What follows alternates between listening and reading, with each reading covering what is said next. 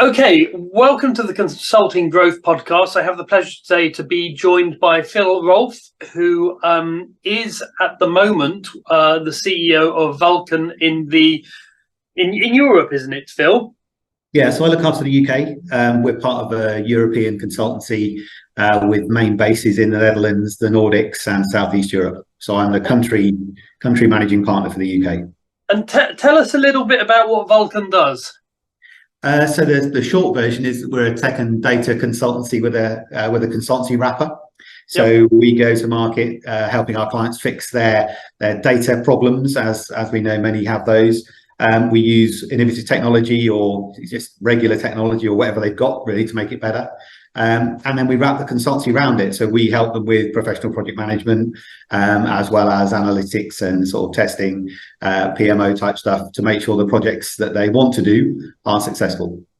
Great, thank you. Now, Vulcan is not by far your first gig. You've had quite an interesting journey from, I guess, more of an accounting background, jumping into consulting. So could you tell us a little bit about the journey? I'll dive into some of the details later, but could you tell us a little bit about your journey? Yeah, sure. I mean, I was lucky enough to get on the graduate stream back in the day for accountancy with an insurance company called Eagle Star, which subsequently went into Zurich Financial Services. So I did my training with them, which was really interesting, in the UK and a little bit in Ireland. And then came back and realised I didn't want to be an accountant because having got the qualification. So I was, again, working as part of a team that was setting up a new division in the west of London, the very west of London, Uxbridge. And I managed to get a job with KPMG as a sort of post-grad at that point. So I came in as a consultant to KPMG. Great time to be there, lots going on, lots of growth. And so I did 5 or 6 years at KPMG, moved up a grade while I was there, and really enjoyed the consultancy side of things, working for mainly financial services companies, UK, Europe, and a little bit in the Middle East. The last gig I did was I worked on the RBS NatWest integration on the consultancy side, and during that time bumped into a number of people at RBS Group, and they subsequently offered me what they called a proper job. So they lured me out of consultancy into banking, and I did 13 years at RBS and subsequently NatWest Group through the boom times and shall we call them, the less than boom times. Moved around, all different sorts of jobs, sort of change, transformation jobs, mortgages, collections, recoveries, then into work for the COO as sort of bag carrier, I guess you'd call it, seeing how the bigger business worked. And then I was asked to go and run, when we did the ABN AMRO acquisition, I was asked to go and take over the financial crime team in the Netherlands and to learn what they did, because they did it very well, having had a fairly hefty fine, and copy it across the rest of the RBS estate globally. So I moved to Amsterdam with my family for about 4.5 years. And then we just learned what the best practices were and copied it across the rest of Europe, Asia, and the US. Some involvement there too, using amazing service centres in the UK, Poland, India, Singapore, etc. So that was a fantastic time. The RBS, really good time with them. Learned an awful lot with various different colleagues. But I got to the point where I had around 3,000 or 4,000 people working for me directly and indirectly across the various different centres, and I felt I'd done a people leadership job, probably done enough then. So I resigned. A lot of people hang around and wait to get paid off. It wasn't really for me, so I left without another job, which was quite an interesting choice. But I knew I could sort of build on sort of financial crime stuff, so I set up on my own financial crime advisory company called FS101, and worked for initially State Street, SSBT, who had some regulatory challenges, went in to help them, advise them, and then put a team in there to fix some challenges that they had. I then moved on to Deutsche Bank, who have some fairly well documented challenges in that space. And while I was at Deutsche, I bumped into a company that I'd worked with before called PIPC and P2 Consulting, who were looking to grow. They were private equity backed. They liked what I was doing, and so kindly bought my company and gave me a bit of theirs. I went in as a director running financial services, carried on at Deutsche Bank, moved to Commerzbank, moved to a number of other organizations in a similar sort of space, consultancy and financial crime.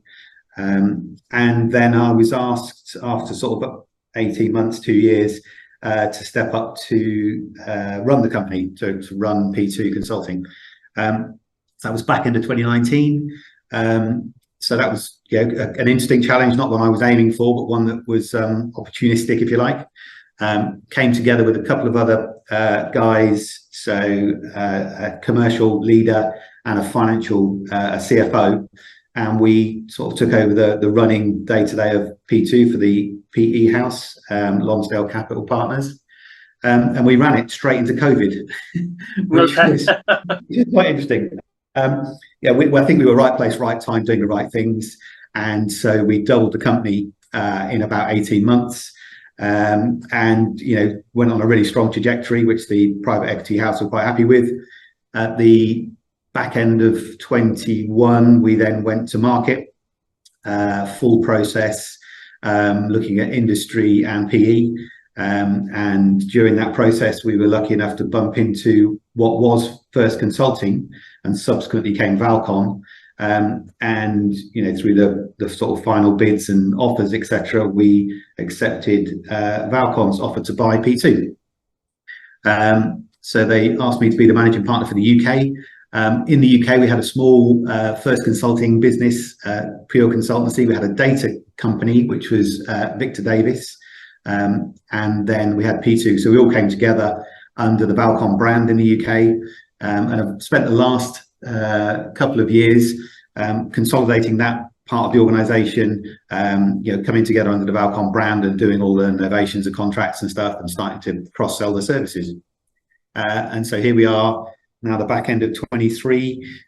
We are continuing as a group to be quite acquisitive and quite forward-looking. We're backed by Waterland, who are a Dutch private equity house, and we are continuing our journey in the sort of big wide world, supporting clients principally across Europe, but kind of going where they need us. So a couple of our guys have just got back from the States, and we've done work in Southern Europe and some work in the Middle East as well. So I think it's still very fundamentally, one of the reasons coming together is we had a similar value set in terms of we wanted to do the best we possibly could for our clients and help them solve their problems.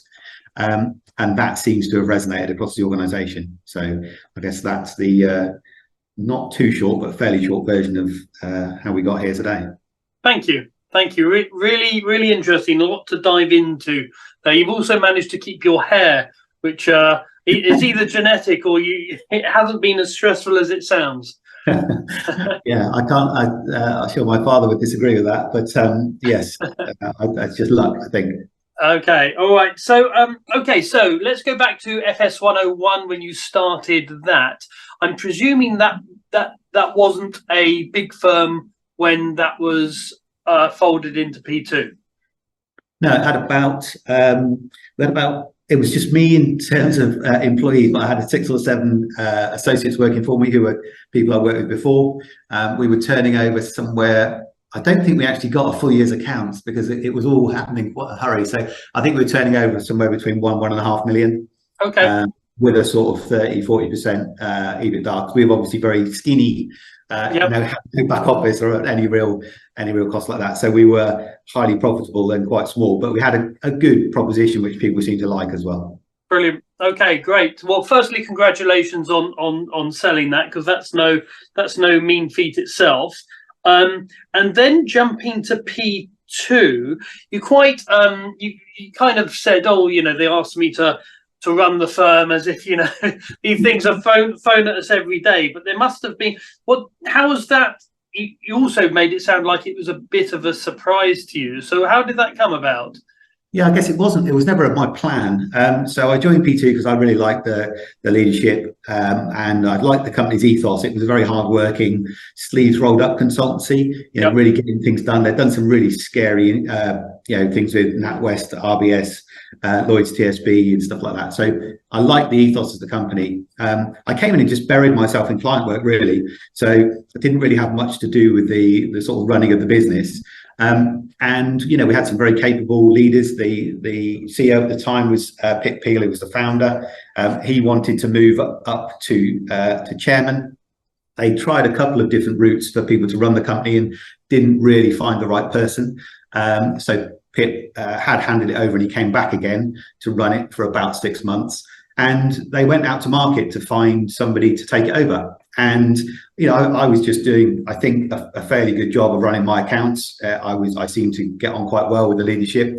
Had a little bit to do with private equity house, but not too much. And I guess I had a fairly good grounding in terms of history, in terms of where I've come from, what I've done, my sort of skills and capabilities. And so Pip approached me and said, "Have you thought about this?" And I was like, very flattered, but not really. And we talked about it a bit. He said, "Why don't you go and talk to the private equity guys and just see what you think, see what they think?" I'm never a great one for over preparing, so I didn't walk in with a 60-page presentation. Right. I just walked in with a few ideas sketched down on a piece of paper and had a chat. And they asked me about where I've come from, what I did, what my drivers were, what my values were, who I'd worked with and what I'd learned. And obviously that seemed to resonate with them. So whether it was desperation or just the fact that my face fitted, I can't quite recall. But they offered it to me fairly quickly afterwards. Pip moved up to chairman, so he was always available and always around, and still a key part of the business. We shook it down a bit and looked at the structures and what we were doing, and tried to focus on getting people out and about in front of clients, and that's really what I was doing anyway. So it's a tendency when times are hard, as I'm sure you know, is to focus inwards and do lots of exciting internal stuff, whereas we know that those times you should be absolutely facing out and forcing yourself out in front of clients and having conversations, not selling, just talking to people. And I think that's really what we did with our business, is we focused it on getting out in front of clients, listening carefully and seeing if we could help, not forcing solutions down their throats, not kind of trying to sell them stuff or software or platforms, but really building a good quality understanding of the people and the business and the direction of travel. And I think that's what's kind of underpinned where we are now.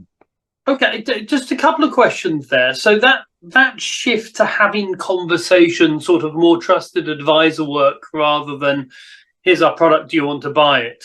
That's a tricky thing for seniors at some firms to make the transition to. How did you go about sort of framing that and enabling that? So I think it's the learnings, isn't it? So you look at what's been successful. And I think we had a couple of accounts where we went in and we just hit the right person at the right time, and we listened, and we came back and said, well, we think we can help you here. And it's with a small thing. And they said, great, thank you. That's we would like that. And so you go in and do that. And then you'd finish on time and on budget and give them what they asked for. And that was the revelation, really, because I myself as a client have had myself and have seen so many stories, horror stories of where you get consultants in inverted commas, and you don't get what you want and you don't pay what you thought you were going to, and it doesn't deliver on time. So I think by being a smaller organization where we can control that's the ethos that we push through, to say, go in and listen, and don't be afraid to say, oh, sorry, we can't do that, or we can't help. And really try to make sure that what you're offering is what is going to move them forward and what they need. We had some external coaching. We recognized that it's a skill. And so it's that ability to have a chat. And when they say, yeah, we're kind of stuck with project managers, don't grab that offer of a project manager and run with it and throw them 4 CVs. Ask about the project. What's going on with the project? What's the challenge? What challenges have you got as a firm at the moment? And by having 2 or 3 more conversations or a more rambling conversation, you get to the fundamentals, you get to what the real problem is, and then you can help potentially for longer or more. And I think that was a real revelation for us to sort of, it's called stay at the top of the hopper instead of diving straight down and saying, yeah, we're stuck with BAs. You hit with a BA CV and you walk away high-fiving everybody and all you've sold is a BA. Whereas if you'd asked them about what that BA is doing, you then find out it's actually a project problem, or they're having problems with QA and testing. And instead of flogging them a BA, you're actually going to help them with automated testing in the medium term. That's great. I think that's really that's very good advice for you know, obviously there's a lot of partners out there that are facing business development challenges, and I think that's really great advice. The other thing I wanted to ask you about with P2 was the relationship between a CEO and the chair. And obviously P2 was very successful in terms of growth, which I'm presuming meant that relationship worked quite well in stepping up. But you were both going into new roles. You know, you were stepping into a CEO role, and you know the previous CEO was stepping into a chair role. How do you make that work so that, especially so that the chair is providing value rather than finding a profitable way to hit early retirement? Yeah, so I think Pip was really still very invested. It was his second or third business that he'd built and sold. So, you know, he'd been through the cycle before, and he knew that he had to perform a different role. So he couldn't meddle in the day-to-day. He would be there for guidance and advice. He's very supportive. So he's fighting your corner, you know, because he had belief in us that we were doing the right things.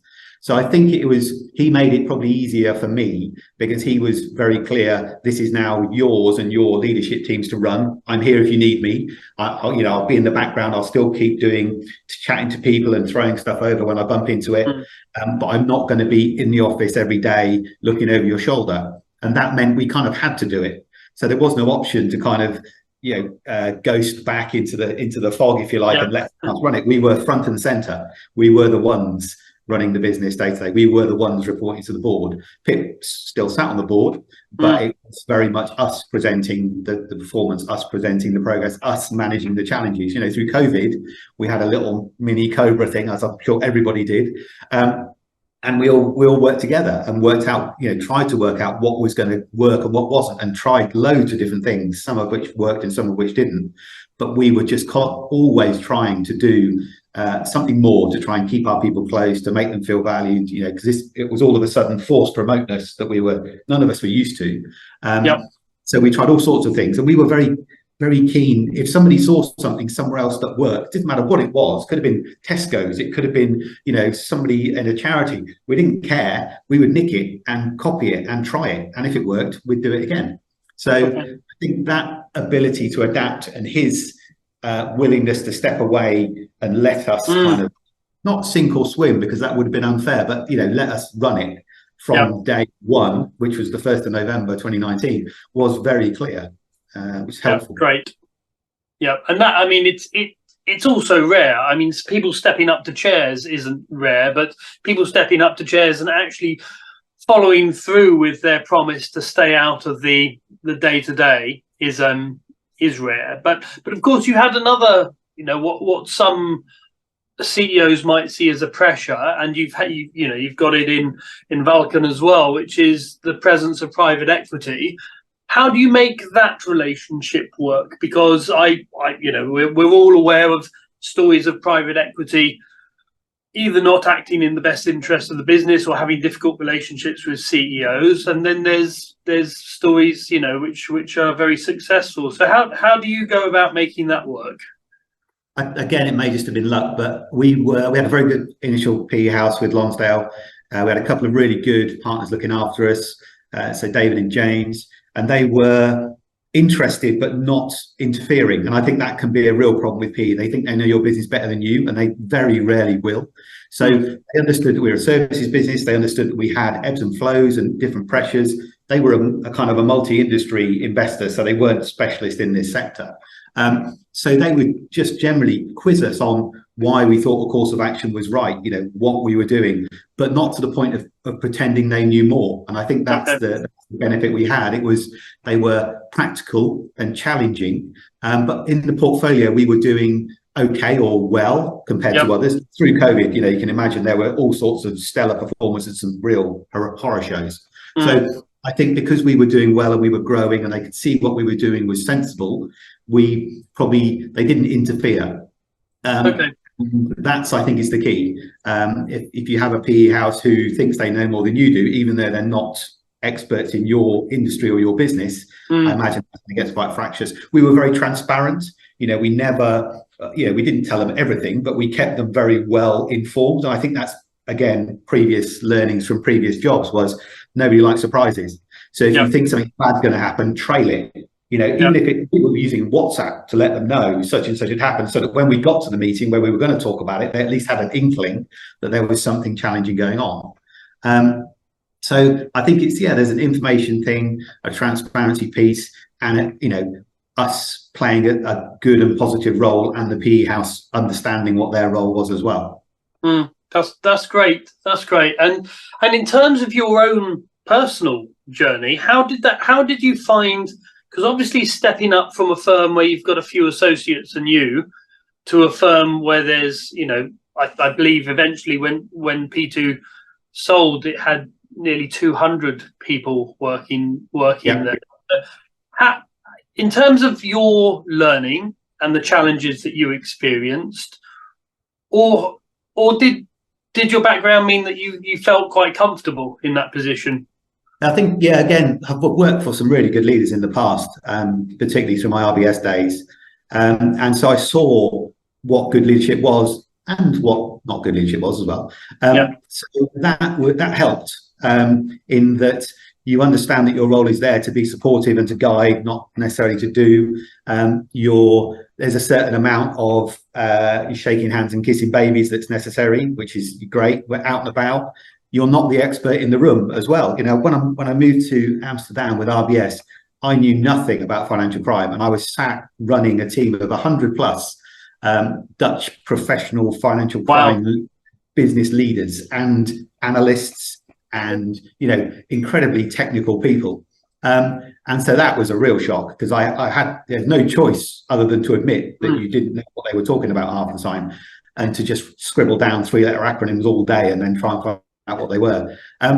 So I think that helped, going in and saying, right, we're here to get the best for the company, get the best for our clients, and get the best for you.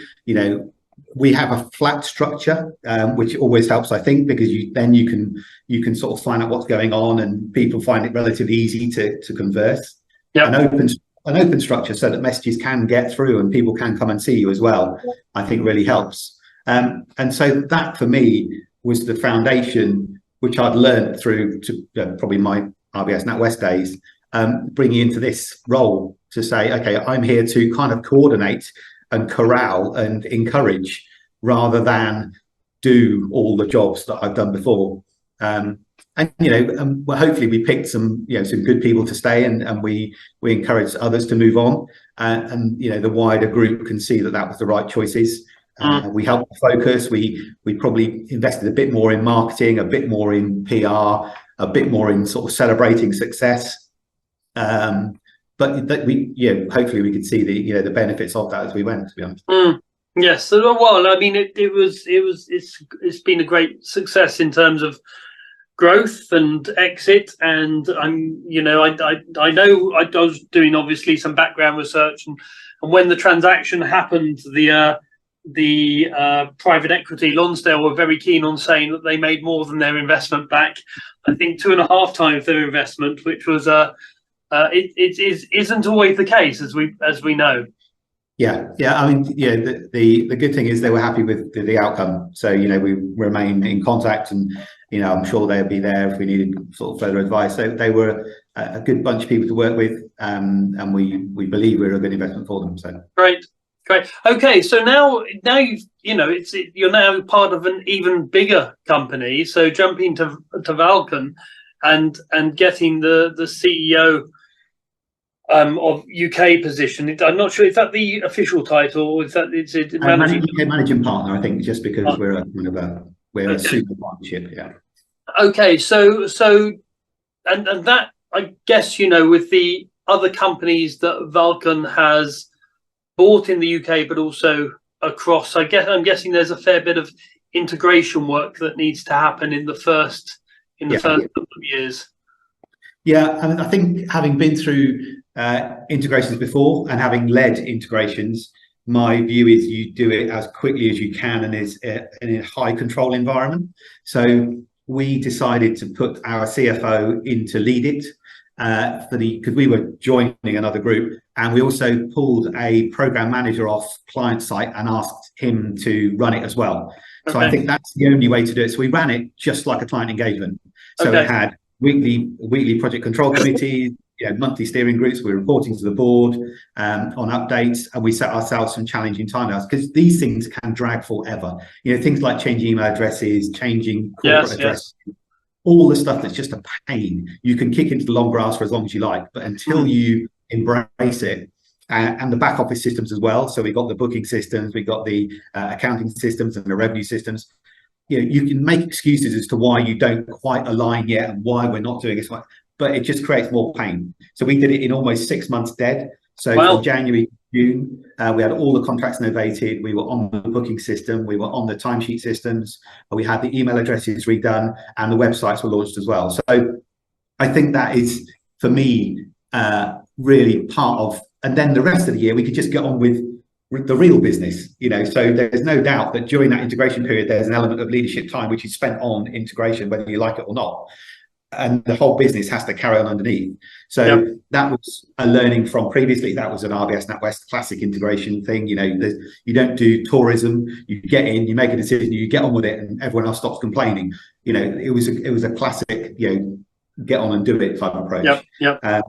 And that really worked. That worked well for us. It meant that we could stop talking about if and when and start talking about real numbers. It's things like we report now internally in euros because we're a euro reporting business, and there's no, oh no, we're pounds, you can't talk to us in euro. Just get over it. We know the accounts for the business will be done in pounds ultimately for our UK company, but everything else we do is in euros. So why do this 1.16, 1.17, whatever the daily translation rate is, to try and get you back to something else?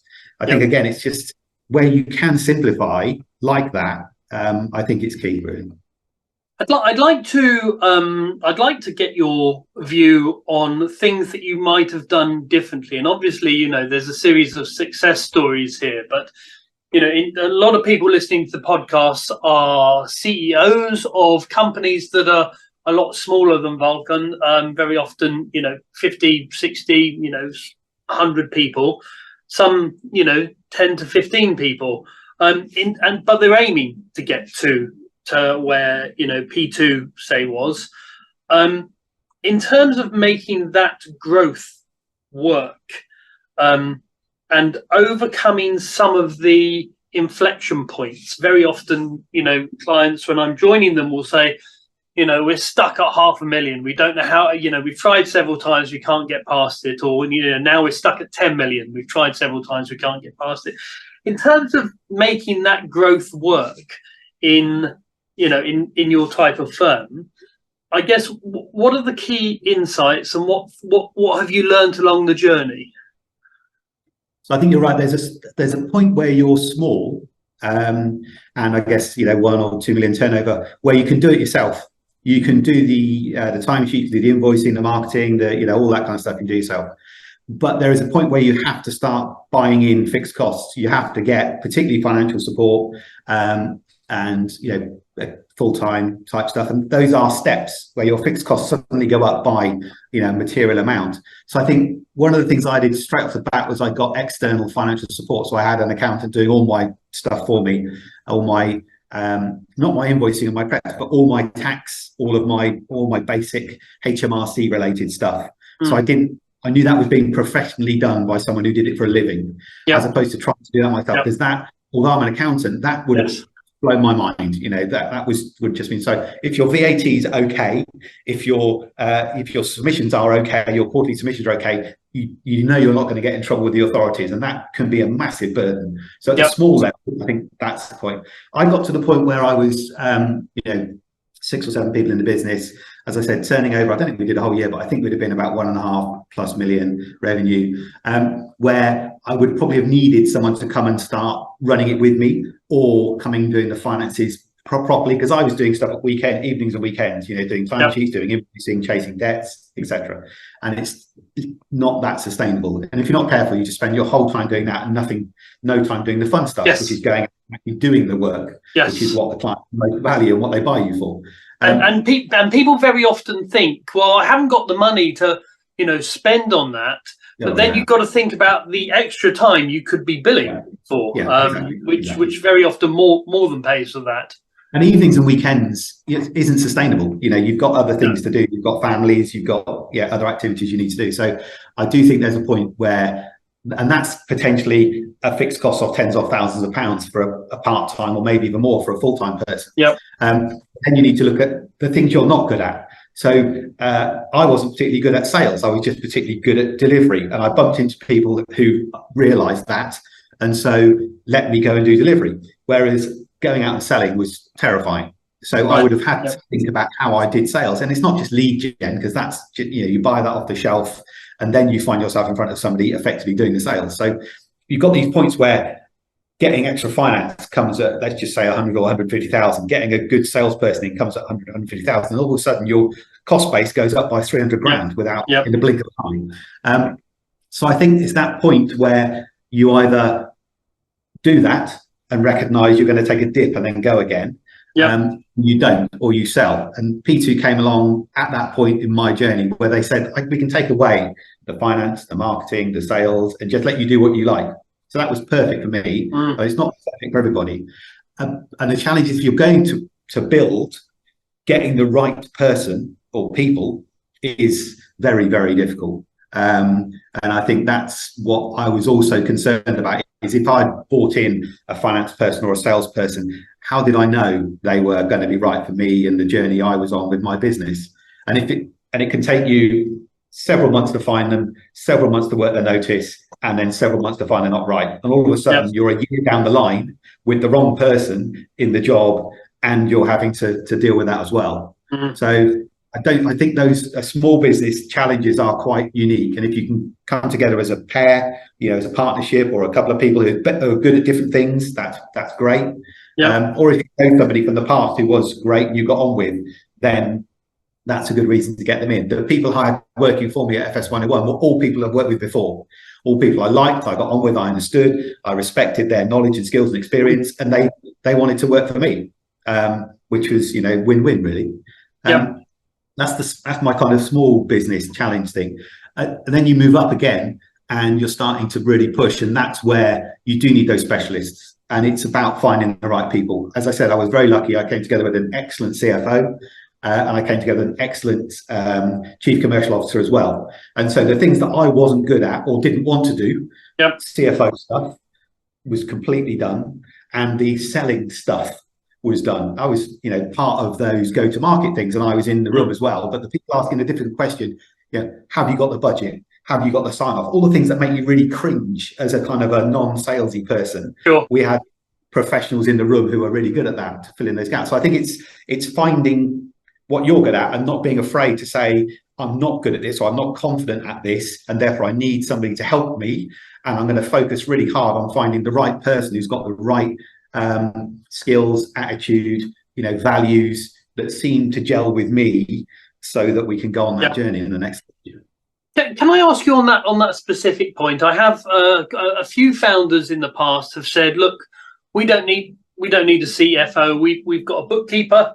They send out the invoices. You know, they make sure we get paid. They chase people, and then our accountant does the tax submissions and the VAT and stuff. Why is a CFO a good investment for a firm that is, say, approaching 100 people or more? Yeah, I think for more, it's definitely that 100 plus. So, I mean, we had bank funding that had to be negotiated and renegotiated. We had the private equity side, which had to be managed. So there were, you know, the structure of the deals that are done there. So you don't just wander into this. There is a complex structure of the deal which is done, either whether you're financing or refinancing. And that's not something a bookkeeper or an external, you wouldn't want an external agent doing that. So I think what we had was somebody who could help with that complex side of the business, the treasury side, the bank side, the managing of the structure of the deal that you're in. But also our CFO was central to our business. So he wouldn't sit in an office with the door closed and people had to go and beg for things. He would be in every single discussion that we had commercially. So we were running 3 meetings a week where we were talking deals. What's opening, what's closing, what's close. And by being commercially involved in those conversations, it meant that you didn't have to write it all down and go and see the accountant afterwards and get them to approve it, because in the meeting they were fully briefed, and often they would say, well, here's the threshold, go for that, or actually no, we're not going to do that, so don't even waste your time on it. So I think our CFO is very much part of our leadership team and commercially part of our activity. So again, not necessarily a traditional CFO role, but we saw it as kind of multifaceted at the time, and it did fulfill quite a few things for us. Thank you. So I interrupted you. You said in terms of a larger company, the first thing is getting the senior people. I interrupted them with that question, but I didn't know if there was anything else you were reflecting on in terms of enabling growth in a larger firm.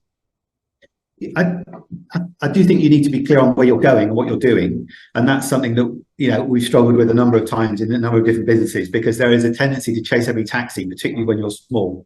So you run after every single opportunity and you waste an enormous amount of time chasing it down and finding out it's nothing. And again, we're back to the professionalization of the commercial side, because if in that first meeting somebody says, have you got budget this year for this? And the person across the desk says, well, no. You go, okay, well, that's great. So we'll come and see you in 6 months' time when you want to talk about next year, rather than having 4 more meetings, doing 3 pitches, thinking you're 2 feet away from getting the deal, and then finding out they got no budget for it this year. So I do think that there's a clarity piece there, and also the direction of travel and what you want to be good at. Making sure your people know that, or at least try and make sure they know, because they may never really know. So again, the simplicity of being a consulting and data business with a consultancy wrapper, that little strap line really helps, because it means that we don't do lots of other things. We focus on a smaller number of industries. We don't focus on all of the industries. So again, it helps us to be a bit more specific. Doesn't mean we won't go after new stuff, but we will be a bit more cautious about what we do in that space. So I guess that messaging top down, having the, whatever you want to call it, all hands, or the monthly meeting, or whatever it is, where you're kind of there with a couple of other people updating on what's going on commercially, from a people side, from a finance side, and sharing those insights with the wider team, I think are key as well. So they feel, no matter where they are, they feel at least they know who we are, they see us, they feel a bit more informed about what's going on. If it's going well, we're all high-fiving each other. If it's not going well, you've got to tell them that as well, because it's unfair for them to kind of operate in this bubble where everything's brilliant and fine, only to find out at the year end that it's not. Yes. I wanted to thank you. I mean, that's really, I mean, all of those insights almost at different levels of what a professional service firm could be. I realize we're almost out of time, but one thing I wanted to end on was the future of consulting, especially in digital transformation and data companies. There appears to be a lot of opportunities offered by AI, data analytics, automation, etc. I'm not asking you to predict the future of your firm, but really to think how do you think about that hopper of ideas? So in terms of things that might make your operations more efficient, or you might even create new services for your clients, how do you go about thinking, especially as there's so much coming online so quickly? It could almost be a full-time job for someone, finding things that could be useful for your firm. How do you go about thinking about automation, AI, and new opportunities, new technology for your firm? I think that's, in this sort of instance, we're always going to be a fast follower. We're never going to be bleeding edge. There are lots of organizations who specialize in that. So we have to have our heads up, looking at what's going on and listening and learning, so that as something interesting comes, we can say that might work for us in this instance. Let's see if we can use it. internally and externally, or there's no way we're going anywhere near that because it's far too complicated. I think for us, there's definitely intelligent automation in the underlying running and operation of projects. So the use of Power BI, the use of Power Apps to make your the kind of more mundane processes run more efficiently, the data gathering, the data analysis, the initial reporting, the dashboards, all of that stuff where you used to be working in PowerPoint and moving little boxes left and right, all that's gone now, much more automated, and that's exciting. And that's great. And I think we know that data unlocks value from all organizations, ours included. And so reframing that instead of saying to some a CFO or CRO or CTO, you need to invest in data, we're going with the use cases that say, did you realize that you could get more productivity here, or more clarity and transparency on your sales or your margins? It comes back down to data. But I think we're all learning that talking about data is not going to work unless you're talking to somebody who gets data. We're much more focused on the user stories, on customer satisfaction, on profitability, on margin, on transparency, and using the analytics to drive better business decisions. But it comes back to data. In almost every instance comes back to data. So we know the answer is likely to be data related. It just depends on where the company is on their data journey, how sophisticated, what have they got, what have they already done, what can we use, and what can we kind of add. And then it's the wrappers you put around it to make the people who aren't tech and data savvy able to use the analysis that is coming through. So I think for us it's about that kind of story, working with companies on where they should be investing to help achieve the goals that they've set, but using the data and tech to get them there, and then automating the projecty side stuff so that it's much more slick, much more straightforward, it's much more frictionless. Yeah, yes. I made the mistake of getting into the AI side of things about 18 months ago, and it's a full-time job just trying to keep up with all the new applications that are coming out and disappearing as well. Phil, thank you so much for your time. It's been a real lesson. There's lots of great lessons there for firms of all sizes, and wish you all the best for the journey with Valcon. Thanks very much for the opportunity, Joe. Good to see you again. Take care. Cheers.